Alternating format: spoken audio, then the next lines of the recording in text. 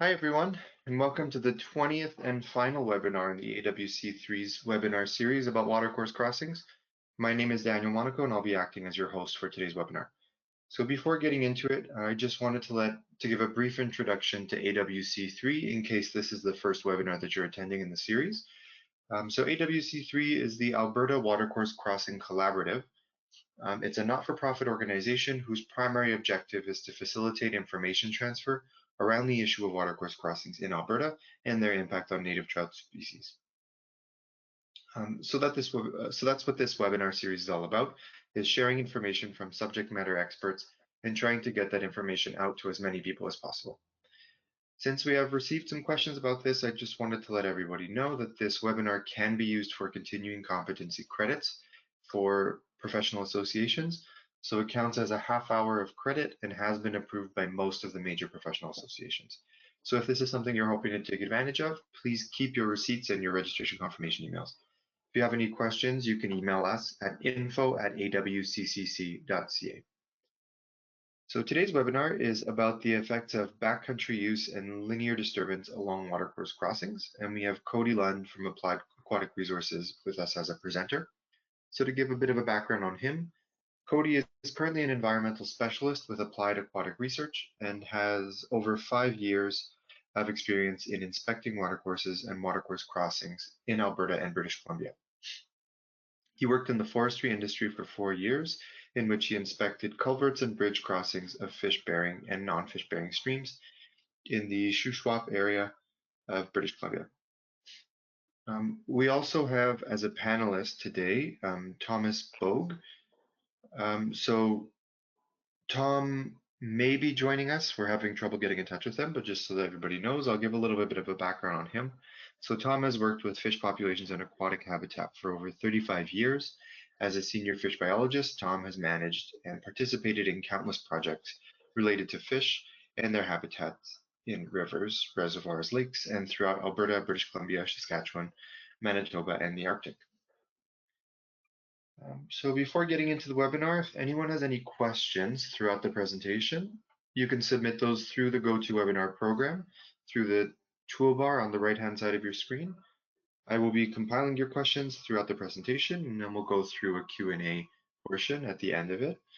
So I'd like to ask that any questions being asked do pertain directly to the topic at hand, so that our presenters and panelists can answer those to the best of their abilities.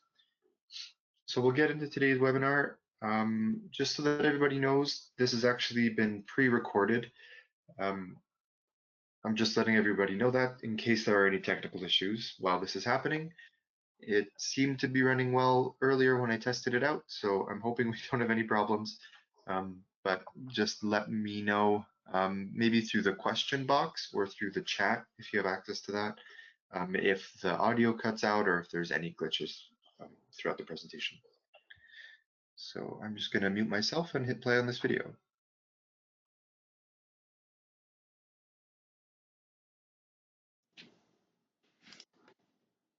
Hello everyone, my name is Cody Lund. I work with Applied Aquatic Research and will be presenting on the effects of backcountry use and linear disturbances along watercourse crossings. I will be covering numerous topics today regarding a case study completed in 2014 that includes an introduction, what we did, our findings in the field, and information regarding watercourse crossings and aquatic resources.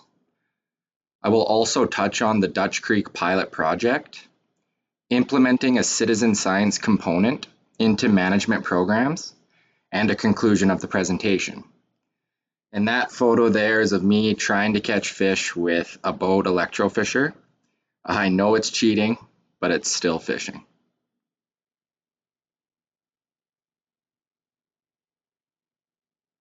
Before diving into the case study, for anyone interested, the report can be found online from the link shown on the slide or from searching Dutch Creek Pilot Project on Old Man Watershed Council's website.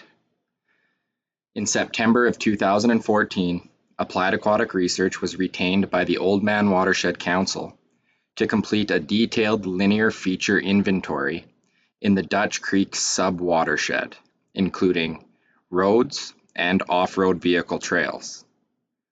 The goal of this project was to assist the Oldman Watershed Council in developing an integrated watershed management plan.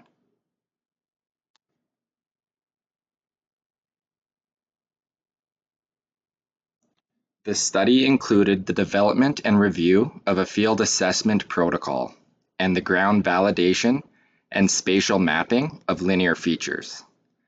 An assessment of the disturbance levels of each feature was also conducted, including the stability of the surface, so it could be rutting or erosion, the condition of watercourse crossings, which we will focus on for this presentation, and the relationship between the state of the linear features and fish species at risk, and this includes habitat and spawning areas.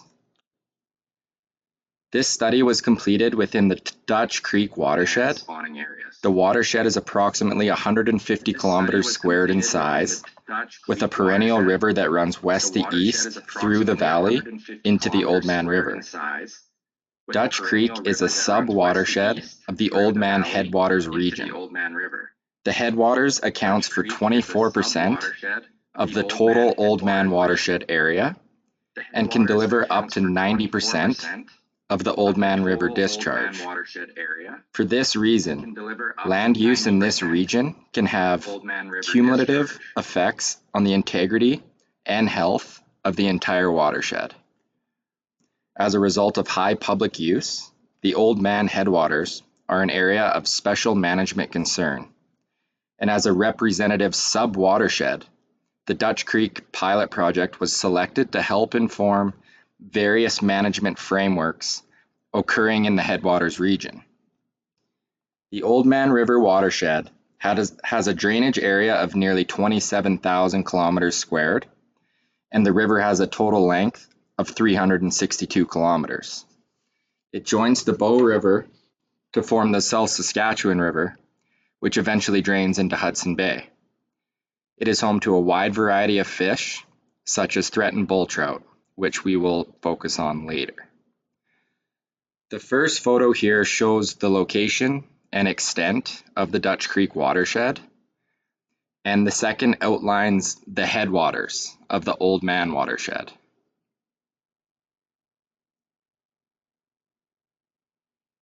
How did we complete the study? Firstly, a field assessment card was created to classify linear features and their characteristics. Parameters were determined in consultation with the OWC and stakeholders to ensure information required to properly assess the watershed health was included in the field program. A range of other watershed assessment protocols were consulted in the development of the field card, including an erosion model project prepared for the Washington Department of Natural Resources, the Rocky Mountain Field Station Geomorphic Road Analysis and Inventory Package, and the Alberta Watercourse Inspection Protocol.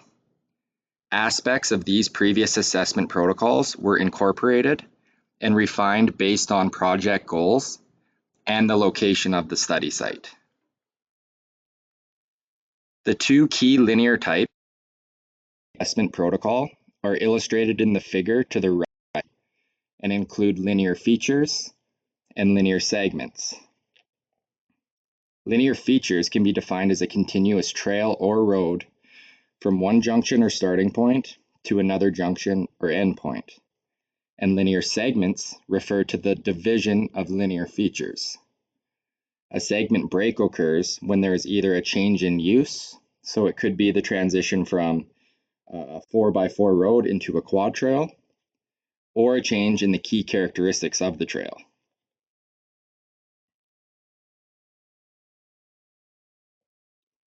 The characteristics of each linear feature, including type code and status, are assessed using the field card. As shown here, each segment is also described by surface type, tread width and depth, canopy cover, and erosion. All of the information collected was based off of reference sheets shown here, outlining type codes, linear feature status, slope, surface type, tread width, and erosion. Type code referred to the intended or current use of the linear feature, determined in the field by parameters such as tread width and depth.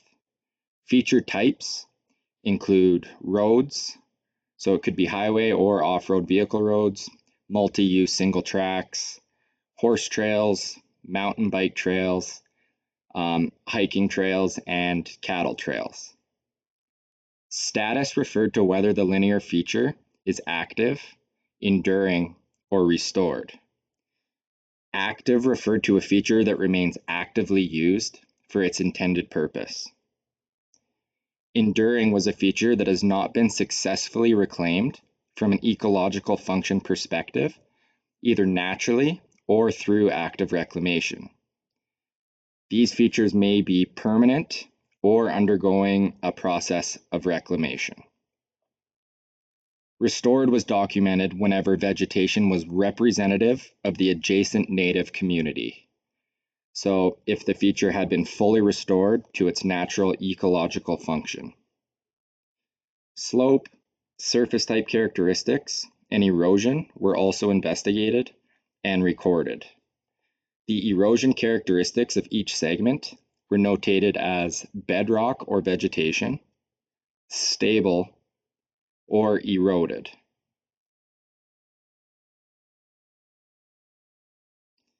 Each watercourse crossing along a linear feature was assessed to determine the water body type, the crossing type, and the substrate in the case of fords. Bank shape and bank stability were also assessed at each crossing, as these parameters are important in determining the overall condition of the crossing and its impact on in-stream habitat.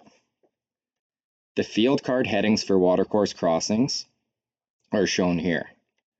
Watercourses were classified as either large permanent, small permanent, intermittent, or ephemeral, and crossing types are categorized as bridges, culverts, fords, or log bridges. Crossing substrate was either bedrock, cobble, gravel, or fines. In each case, the dominant substrate was noted, and if there was even representation of two or more substrate types, note of this was made on the field card. Bank shape was also documented as either sloping, so from 0 to 45 degrees, vertical, from 45 to 90 degrees, or undercut, which is greater than 90 degrees. And bank stability was rated as high, medium, or low.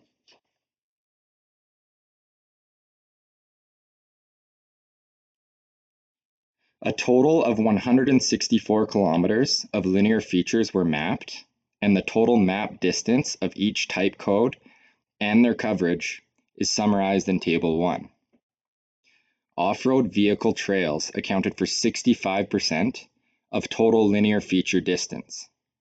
Highway 4x4 vehicle roads accounted for 35% of map segments, and the remaining percentage were either cattle or other trails. More than 70% of all mapped features were stable, but this included trails that were heavily used but subject to little erosion because they were so compacted.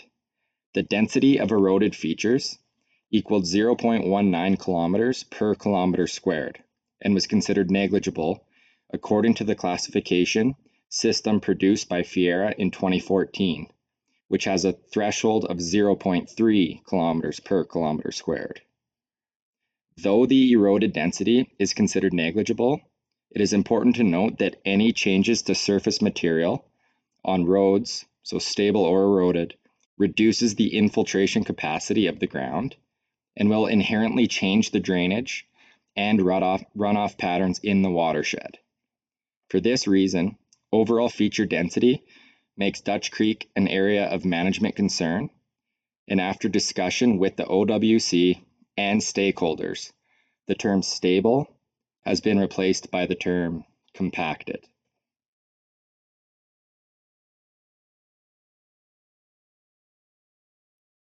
Approximately 232 watercourse crossings were identified and mapped, and the crossing types are summarized in the circle graph below.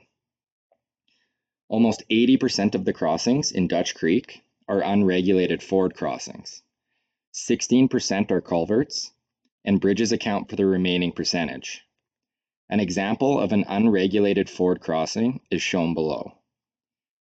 We found it very common to see unregulated ford crossings adjacent to bridges, which demonstrated that even if appropriate crossing structures are in place, off-road vehicle trails are still fording the channel and causing unnecessary damage to the banks and riparian zone. Informal fords were also established at several locations alongside bridges that were washed out during the spring 2013 flood event.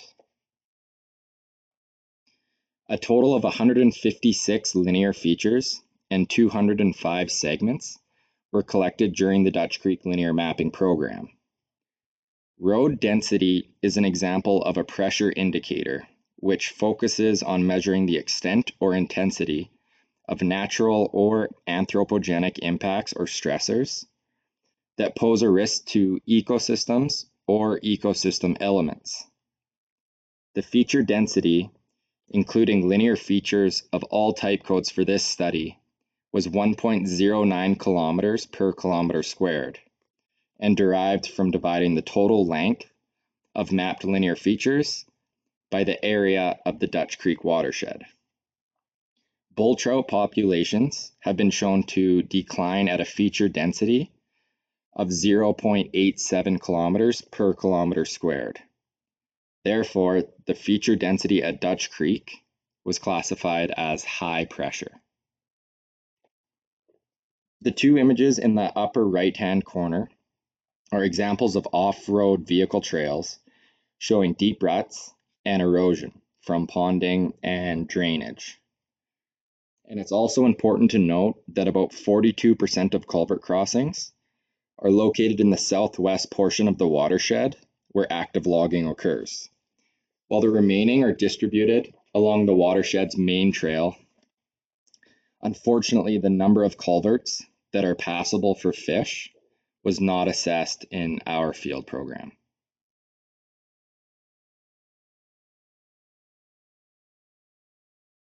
The first of a few maps shows the linear features within the Dutch Creek subwatershed. This data includes the combination of fieldwork and satellite imagery. As stated earlier, over 160 kilometers of linear features were mapped, and this image shows the distribution and difference in feature type. Off-road vehicle trails and highways were by far the most common, outlined in green and red respectively. In both field verified and source imagery data, the linear density was highest along the main trails of the watershed.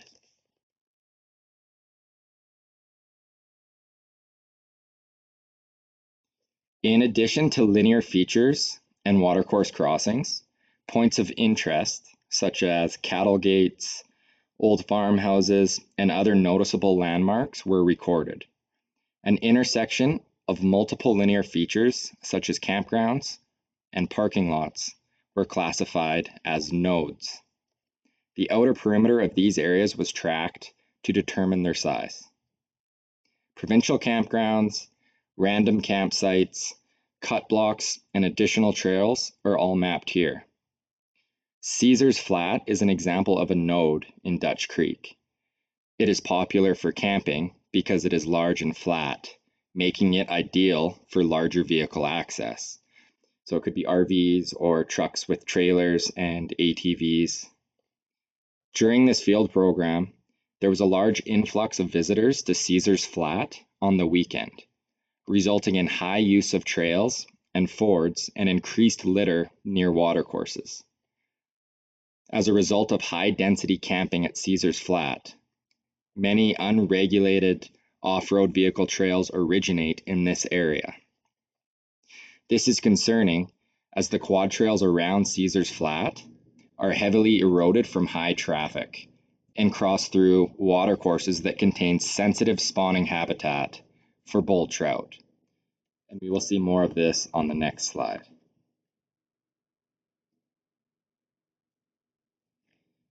The third map shows a function of linear density and the location of known bull trout reds in the watershed. The darker or more red the area indicates a higher density of linear features. Almost all the sites of known bull trout reds are located within relatively high linear feature density areas. Bull trout have three main life history stages in Alberta. Stream resident populations reside within the tributaries from which they were reared.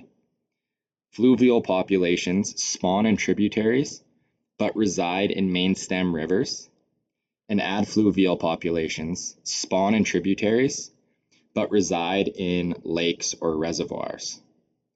Therefore, bull trout have complex habitat requirements, which should be taken into consideration when developing management plans.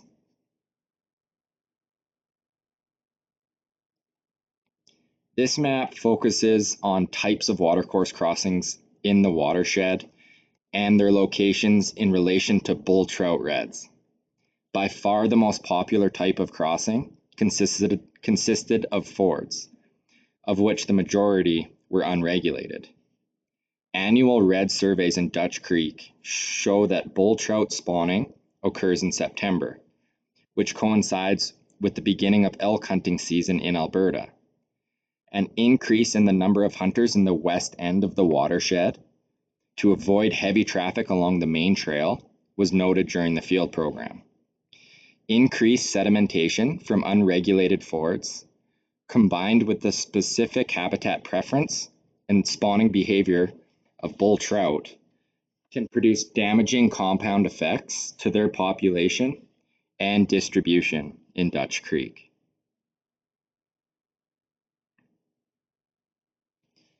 Finally, the last map shows the southwest extent of the subwatershed, where the majority of bull trout reds are located.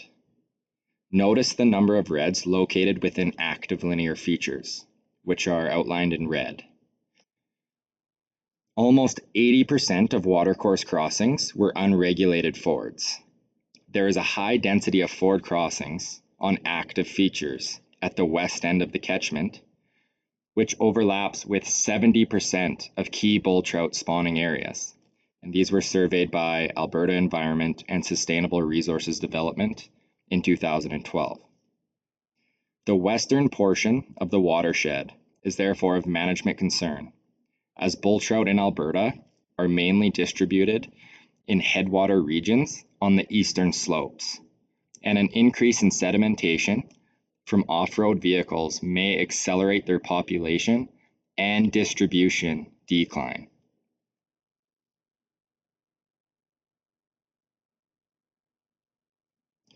One of the main concerns of roads and linear features is the result of soil erosion.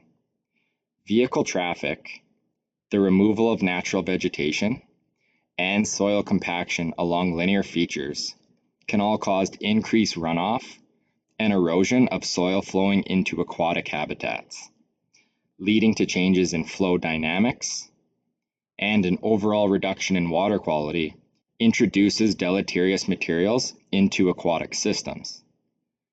This can cause serious impacts to fish populations. For example, the runoff of fine particles in small spawning streams reduces water clarity, and the subsequent sedimentation can decrease the fish egg survival and spawning success of adult females. Bull trout stocks in particular are negatively impacted by road development, which results in increased soil erosion, sedimentation, and decreased stream habitat quality. We have already learned that the highest linear density in the Dutch Creek watershed was within known bull trout reds, which is concerning for a species with a declining population.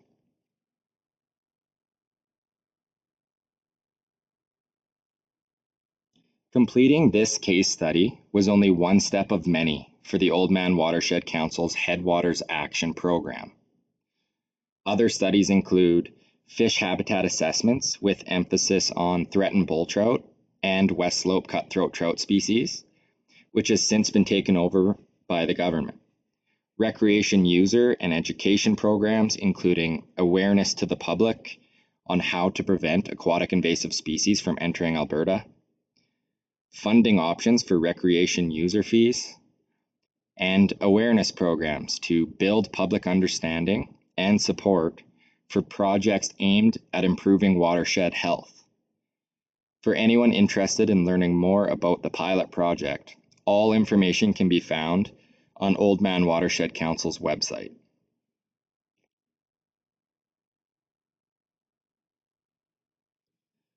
So I know citizen science has been covered briefly in a few of the other presentations, but it can be defined as research conducted by the general public or non-professionals. Not only is it beneficial in that it includes public involvement, but it can also provide advancements in research. The OWC has many active projects and collaborations that encourage public participation to better protect the Oldman watershed. A few include the Oldman Watershed Priority Mapping Project and the Watershed Legacy Program, as well as projects where volunteers help out with restoring water body banks through revegetation and willow staking. But I would like to focus on a project called Engaging Recreationists, which aims to engage backcountry users in restoring places where Albertans recreate to reduce impacts and become better environmental stewards. Collaborating with a variety of people and organizations, including recreationists, campers, anglers, and boaters, in an attempt to educate the public on the effects of creating linear features and the intensity of their use is beneficial. As we've learned, these features are one of the major threats to the watershed's health and its ability to provide fresh water to communities downstream. So this Engaging Recreationist project puts an emphasis on sound science, stakeholder engagement, education, community-based social marketing, stream bank restoration, and stewardship activities. It also encourages motorized recreationists to keep wheels out of water, and positive results are evident throughout the watershed. Outreach assistants have tested the effectiveness of signs installed along trails that encourage off-road vehicle riders to use bridges, and have been recording observations throughout the headwaters using a customized app called EpiCollect, which collects a pool of data including areas of restoration, endangered species, bridge decking, fords, hanging culverts, and more. Implementing this approach may better help to manage and protect headwaters, water quality, and critical habitat for sensitive species.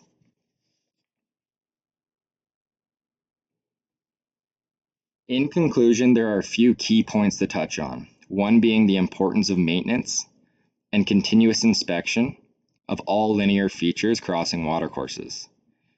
Coming up with a more objective set of guidelines to complete these inspections is vital to the health of watercourses in Alberta. Being on the same page and approaching watercourse crossing issues equally throughout the province would make a huge difference in maintaining and protecting source and headwater health. Also understanding that poorly maintained watercourse crossings not only act as a potential barrier to travel, but that it can adversely affect water quality and fish habitat. For example, elevated levels of sediment and turbidity entering a watercourse in result of erosion at a watercourse crossing can reduce the biological productivity of aquatic systems. Compacted linear features along watercourses result in higher runoff and more sediment entering water bodies. Sediment and turbidity have the potential to decrease plant growth, leading to consequences to organisms that feed on plant material, which then affects fish species that eat those organisms. It is important to manage these areas, especially when the watercourse supports sensitive bull trout and at-risk West Slope cutthroat trout populations. Both fish species have complex habitat requirements, and focusing on management and reclamation plans in their habitat is important. Finally, encouraging citizen science is an important step in proper watercourse crossing management. Engaging the public and encouraging community interaction concerning linear features may provide more data, further understanding, and possibly a new approach to deal with issues concerning watercourse crossings. And that wraps up the presentation. Thank you very much, everyone, for listening.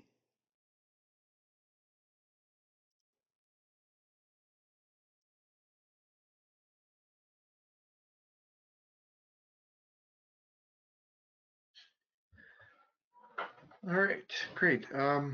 So I know that a few people mentioned that they had lost sound.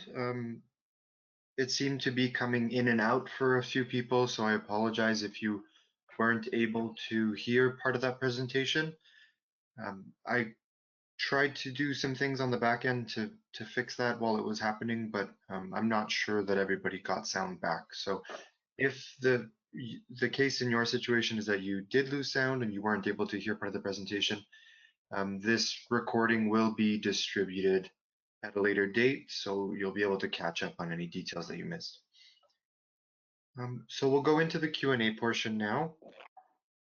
I haven't seen any questions come in yet, so just to give everyone a minute, I'm going to launch a poll. Just give me 1 second.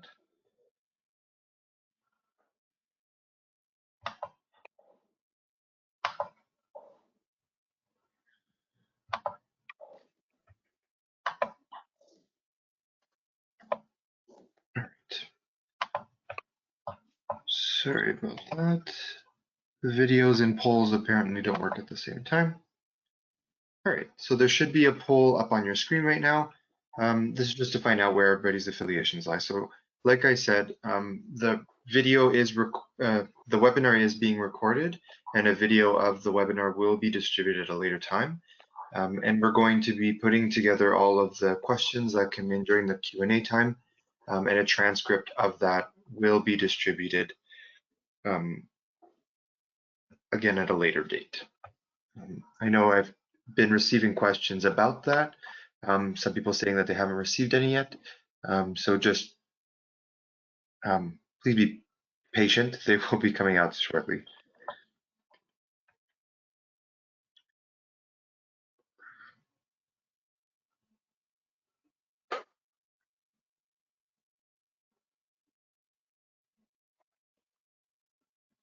All right, it's been about a minute, so thanks everyone for answering that poll. Looks like about a third of you are from consulting, another third from government, and then the rest is spread out evenly. So that's good to know. All right, so we have Cody here with us. Were we able to get in touch with Tom? No, I've been trying for the last 5 minutes, and I'm assuming he's currently out of service. Okay, that's no problem. So Tom's out in the field. I guess I didn't mention that part earlier, but we'll go through the questions and hopefully Cody will have all the answers that you need. If there's anything that Tom specifically would need to answer, those answers will just go into the transcript of the webinar, and then that will be distributed at a later time. Okay, so I have one question here. So can you elaborate on the public awareness program? What is the status of the program? Who is in charge or leading this component of the program?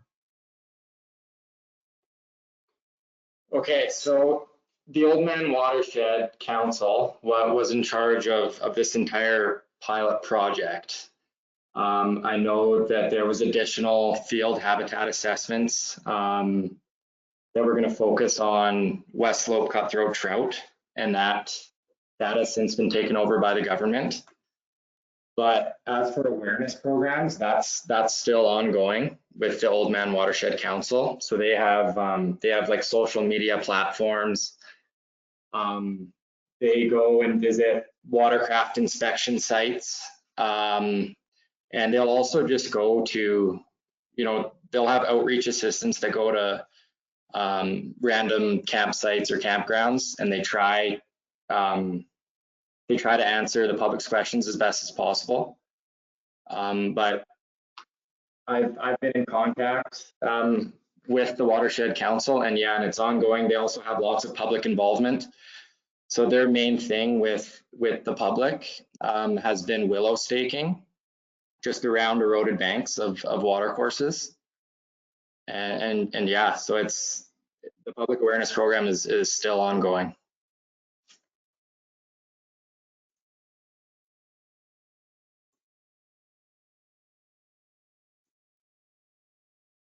All right, thanks, Cody. We do have another question here. Okay, so why was Dutch Creek chosen? Is it representative of linear features or disturbance levels for watersheds in the southwest part of Alberta, or was there a significant feature or characteristic that made Dutch Creek the watershed to study? So Dutch Creek was chosen because they wanted to select a sub watershed in the headwaters of the Old Man River. So Dutch Creek, and there's also been studies on additional creeks that include Hidden, Racehorse, and the Livingstone River. But Dutch Creek was chosen just because the headwaters act like it represents the Old Man watershed in a whole. So that's why there's also plenty of bull trout information in Dutch Creek, which was another reason why this was completed. And I guess another note is the Dutch Creek sub watershed, like historically, has had, there's been lots of logging. It's known for recreation and hunting. So it was an area with a lot of linear features to begin with. So they figured going to an area where they know there's a large amount of linear features would help represent the other sub watersheds in the headwaters area.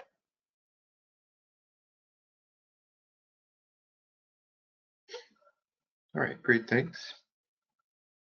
I got a question that came in, or information rather, that came in through the question box, and it pertains to the last question that we just answered. From Sophie Forstrom, she was saying that she is in charge of engaging Recreationists Awareness Project with OWC. So if anybody is interested in finding out a bit more information, just send in an email and I'll pass on her name. The next question: are there any private landowners in the project area? Do their access activities play a part in the study or results? So I'm not entirely sure on that question. I think that would probably be a good one for Tom. So I can touch base with him and we can get an answer.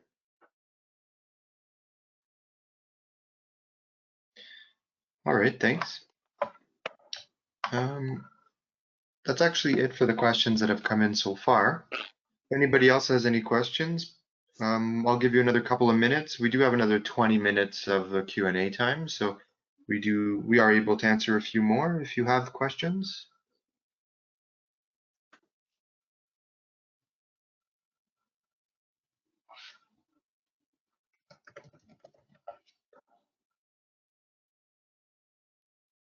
Give it another minute.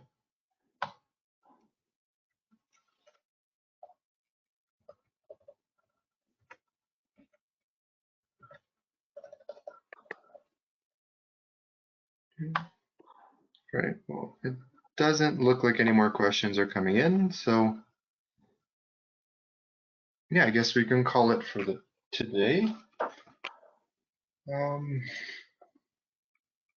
So I'd like to thank today's presenter, Cody Lund, And thank you to Tom for providing any additional information. Tom actually also put in some work with preparing the presentation, which I didn't mention earlier. So thank you to Tom. Oh, I see a question just came in.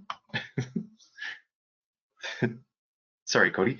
Yeah, So someone is asking, they're saying they're curious about the parallel ford crossings beside bridge crossings. Are you aware of any background or reasons why these are co-located?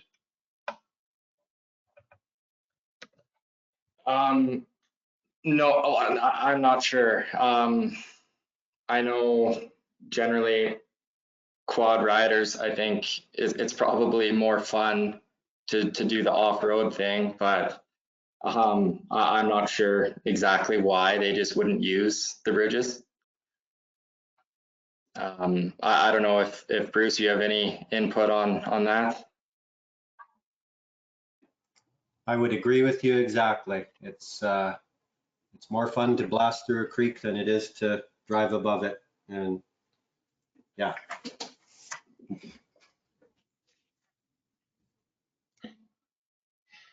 Yeah.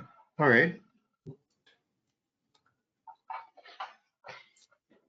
Any other questions? Anyone out there?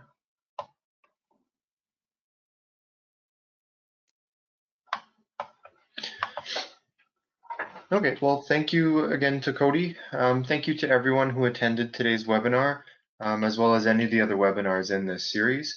This is the last webinar in our 10-week series, so we had a lot of great feedback from many of you, and we really do appreciate that. If anybody has any other feedback on maybe topics that they'd like to hear more about, or how this webinar series played out, we would love to hear from you. So you can send emails to info@awccc.ca. If the information in this webinar series has interested you, AWC3 will have some other information sessions and workshops in the coming months. We will be sending out information as plans are confirmed for some of those other events. So keep an eye out for those if you're interested. So thanks again to Cody for presenting to us today, and thanks to everybody out there.